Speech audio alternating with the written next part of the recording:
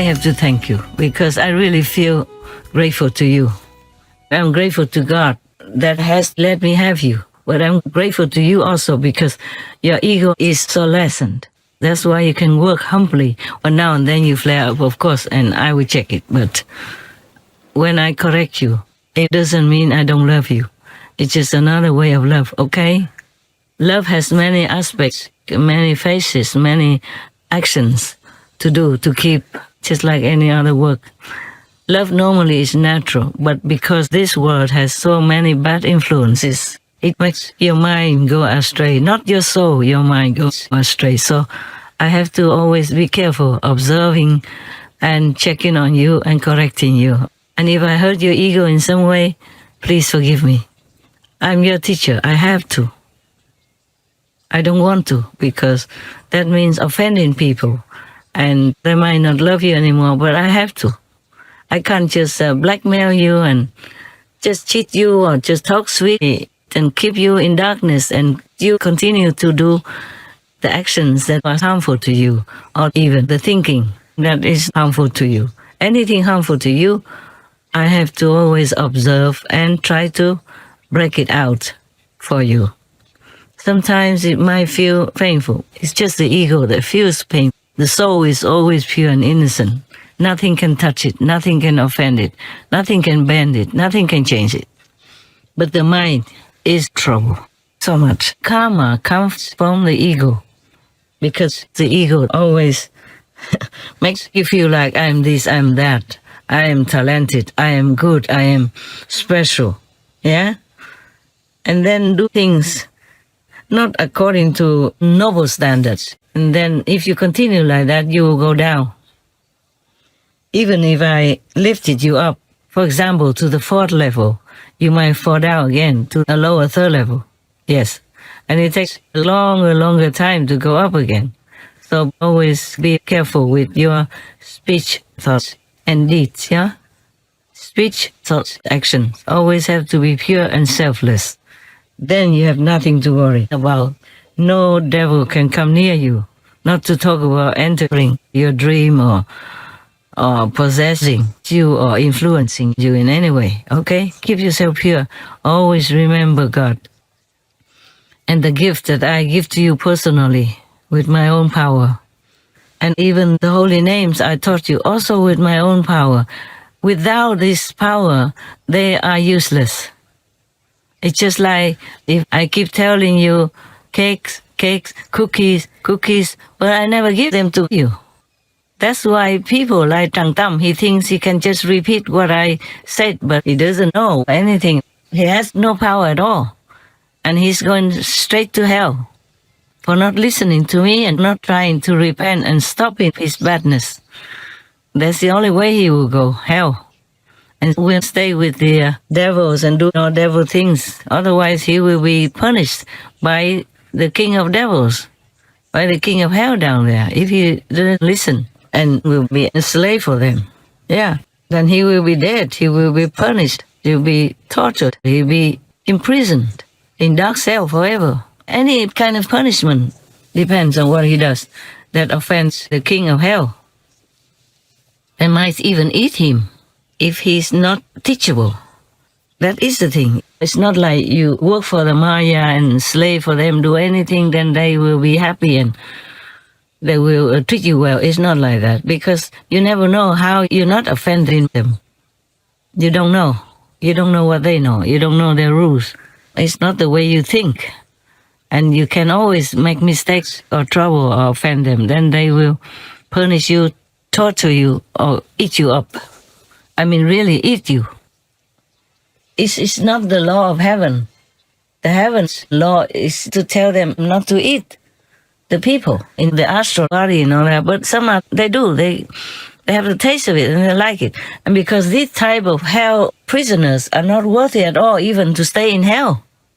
Because people, when they stay in hell, they might be pardoned later on by the Buddha coming down or any very merciful being, even so rare. But it's possible they still can be rescued. But those people who are not up to even the hell standard cannot be changed, cannot be corrected. incorrigible, then they either destroy them to dust or eat them up. That is the thing. And of course, heaven will not punish the hell king or any hell devil down there, because this person, so-called person, that being, is too bad, too bad, too bad. There's no chance that he could be polished and clean up and become a human or even animal or person or insect again. It would be useless. So the king of hell or the king of Maya can do what they want with this kind of body. They eat them up and you're done. You can never get out of their system and come back to life or anything at all, or reincarnate even. Tràng Tam is one of those. Is one of those. I could help him to be free from hell even. But the Hell Council told me, he said, he's not your disciple. So you cannot save him completely. You cannot save his soul. So I can only save his life. Originally, he was supposed to die, but I saved his life until later. Whenever the Maya king decides that the favor is up, then they will bring him down there and shut him forever or eat him up. So people don't understand that just to be famous or to gain some money is not that easy. And then they just run overfilled by desire for being famous and being worshipped or being respected and being given money to eat. They think that's easy. Oh, it's not, just because they don't see anything. That's why they dare do that. If they truly were enlightened, they wouldn't dare, because they will see heaven and hell and how things function in the universe. Such kinds of actions they're doing, they just only can bring them to hell, but they don't see it because they're not enlightened. Enlightened masters never dare do that. They forsake everything just to keep themselves pure, like the disciples of the Buddha, like the monks of the Buddha. Nowadays, monks are not monks. Nuns are not really nuns. They can teach, they can say things, but they don't have any power because they're not pure enough. And the Buddha is not there to empower them. When the Buddha was there, even beggars came in to take refuge with the Buddha just for some months. Then he became great. He could even walk through the stones. And he could go to heaven, visit and come back, and go to hell and help others, for example, like that. And get together to pray and to use their power, put together to help rescue the mother of Maugayayana. You know that in the Buddhist Sutra, the story, that every year they still celebrate that. Every year they celebrate it, I think in the month of July.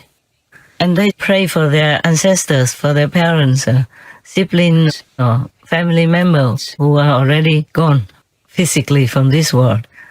That's the month. They will go to any temple and offer things to monks and nuns, or offer money to the temple for repair, and use that merit to give it to their parents or siblings or loved ones, who are already dead, hoping that they will go to heaven. That came from this legend about Maugayayana and his mother. You know the story. I told you already long ago. Oh, sorry. Sorry. Too much karma recently. Too much karma. And whenever I do some good shows or check up on your show, then the karma will come to me. Because some people are connected with other people. And the Maya, of course, the negative power wants to stop me from doing that so that it will not benefit the world. That is the kind of karma that I have to endure. One of the kinds of karma, not just only one. So some shows, when it's so very beneficial to the world and will awaken more people, then they would make me suffer a lot to want to stop me from doing that. Or somebody who works in that show, or somebody who we show on that show, has a lot of karma connected with other people outside in the world. Because when we make our shows, there are many people appearing in them. And if a person is connected with another person in hell, for example, then I have to take care. And that's why I cough, I get sick, and sometimes cannot eat and all that. But I'm used to it already.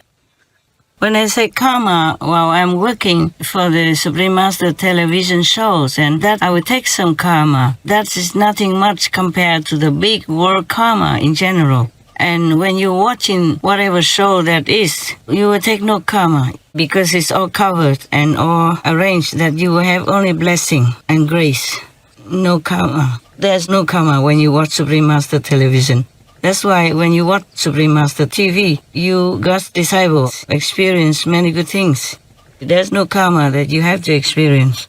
So don't worry. Continue watching Supreme Master television. You and your friends, your loved ones, whoever, and outside people as well. No problem. Many animal people love to watch Supreme Master television and they come hanging around because I put the Supreme Master TV on. And the bird people and other animal people love to hang around. Even some rat people, they don't want to leave.